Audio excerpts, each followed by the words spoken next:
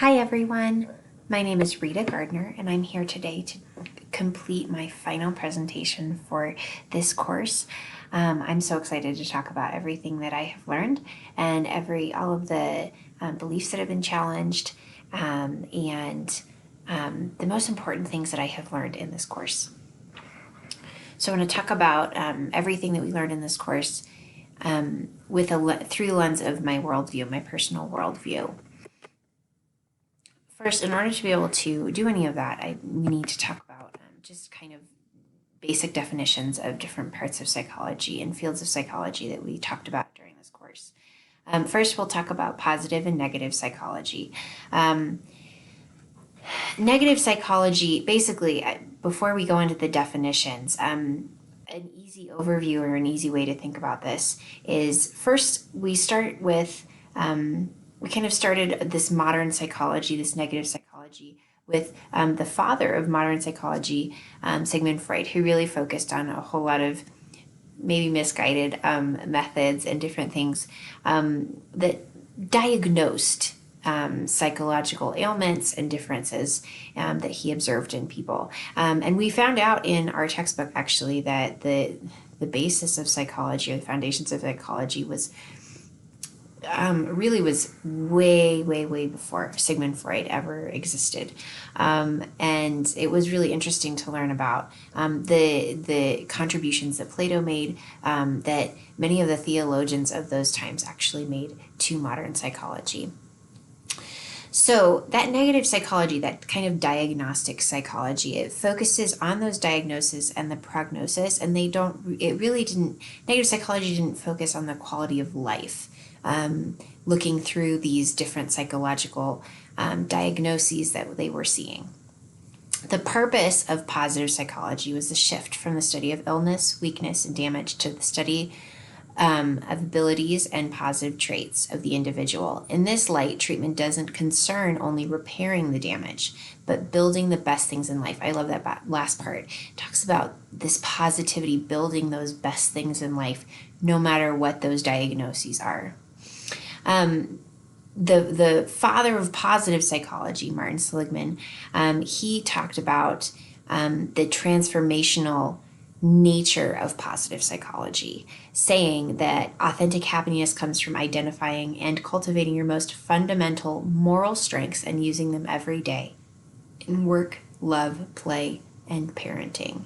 I love that. Now that we're talking about how his desire was to have this transformational psychology, we can talk about really where we can find that transformational psychology, not just in this authentic happiness ideal, but in something that's far more deep than that, something that's a lot more pluralistic, multidimensional. So if we look at psychology through a transformational lens during this course, we first have to look at Christian psychology, which is a highly debated, very widely varietied psychology field. There's lots of different debate on Christianity's role in psychology and psychology's role in Christianity.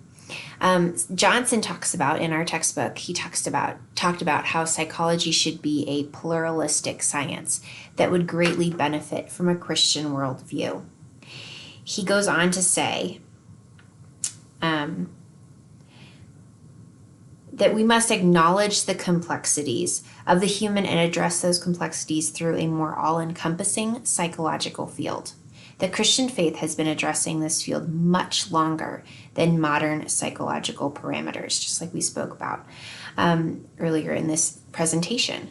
Christian psychology is a positive psychology. This was my favorite quote that I found in all of the research talking about different ways of looking at Christian psychology and positive psychology.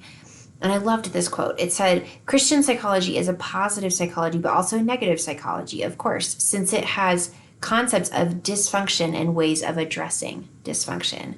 So in that research, the suggestion was that we take those diagnostic kind of negative psychology approaches and put those into a positive transformational field of psychology. We cannot possibly look at this positive psychology, the encouraging work of the Holy Spirit without acknowledging our sin nature. So we also need to talk about what pluralistic means, the suggestion that we need to have a pluralistic field of psychology. Pluralistic means multidimensional. It means that we use more than one authority, and that we look at different fields, different research, people who maybe come from both secular and theological backgrounds. And we come together in those ways to be able to create a more dynamic, pluralistic field. Science. Transformational psychology would be a psychology, if we talk about the transformational nature of Christian psychology, move it one step further towards this transformational lens. It would be a psychology that acknowledges the essential roles that worldview, beliefs, and interpretation play in psychological theory and research. It welcomes worldview explicit psychologies along with the establishment psychologies. Such a shift would lead to a more comprehensive understanding of human beings. We are looking, in this transformational psychology, we are looking for something that goes beyond Christian psychology or secular psychology. We're looking at a way to meld those two things, to bring those things together, scientific research and the concept that humans are so much more than those diagnostics. They are multidimensional, just as this psychology would be. Transformational psychology goes beyond Christian psychology. It, it intends to go one step further and bring the Christian psychology approach to its telos by doing psychology behind the veil. That is, as a thought experiment, what would it be to rethink scientific methodology and psychology as if there were no prior traditions of doing psychology? What would it be to reconstruct a truly Christian view of science and psychology in the fullest sense of the term?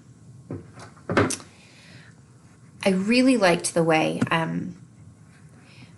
we were able to integrate in this course, the fruits of the Spirit and the giftings, our spiritual giftings, into the way that we do psychology. The fruits of the Spirit are character traits of our Savior. I loved the way that was said, voiced in a video that we watched this past week. It means that when we look at our personal worldview, and we connect it to the fruits of the Spirit so that we can better minister through psychology, it means that we need to be other-focused, relationally consistent, and we are reflections of our Savior. What I found through this course, we talked about our personal giftings, and discernment has always been at the top of my spiritual giftings list, and I've always really appreciated it. But what really struck me in this course, and we'll talk more about this later, I'll talk more about the Holy Spirit later on, and his work in this course. But the fact that discernment is not something that I can get better at, or that I can foster by myself. It's not something to be prideful of. It's something to praise God for using me through the Holy Spirit. And that was a huge kind of aha moment during this course. The other two spiritual giftings that I found and was able to connect to this course's content and how I can contribute to the field of transformational psychology is that I have a high propensity towards compassion and mercy, and exhortation, which is a way to praise God and to guide people towards God in a very compassionate way. So I found that when we were looking in these and looking not only at our spiritual giftings, but looking at the way that those giftings connected to the fruits of the Spirit, it was really eye-opening to me as to how this is not some kind of personality assessment that tells me who I am. No, it's telling me who God is and the purpose that He has and that He wants to work through me. I also found not only just the spiritual side of these, this psychology, the transformational psychology, I was also able to find strength and purpose through scientific literature as well. Two things that really stuck with me was I did struggle with this course, and I'll talk about that a little bit later. But I struggled with this course in trying to find scientific literature that had the same kind of burden of proof that I was used to in many of my previous courses.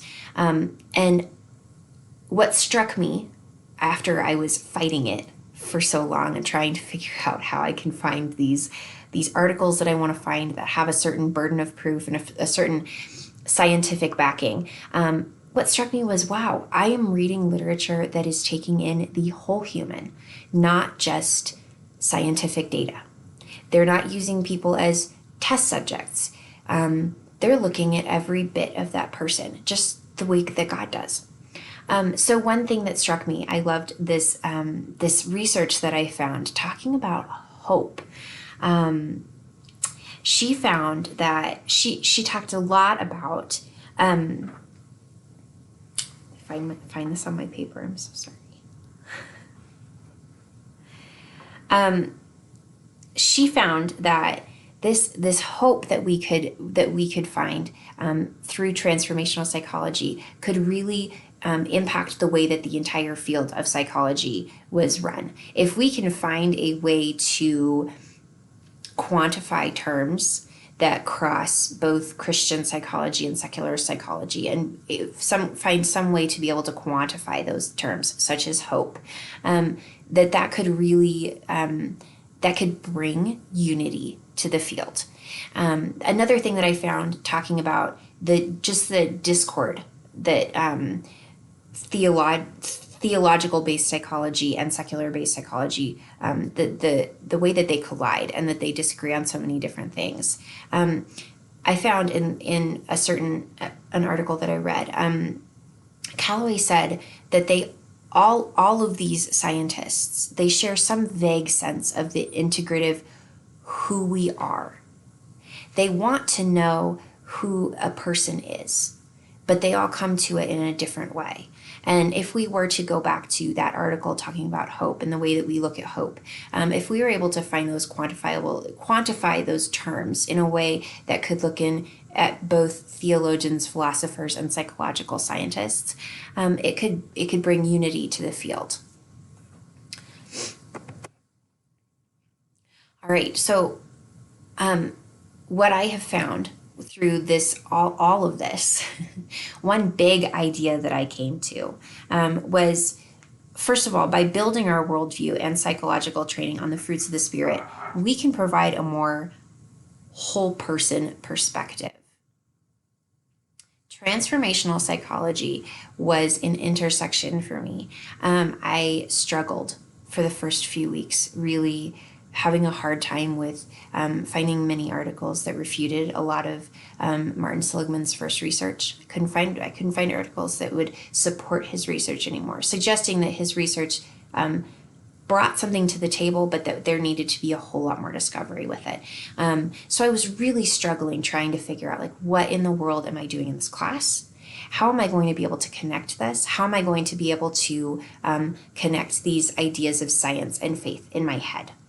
And after a little while, I realized, wow, well, this is what this course is about.